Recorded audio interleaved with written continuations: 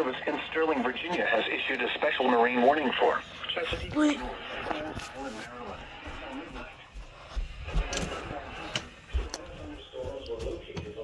Extending from 34 nautical miles northwest of Gunpowder River to 28 nautical miles northwest of Middle River, moving east at 70 knots.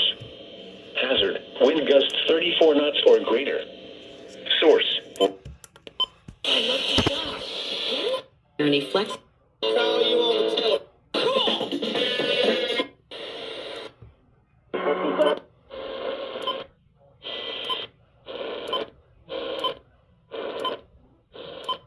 The racetrack today. I mean, I basically broke even on Lone Star, and I was betting on Oklahoma.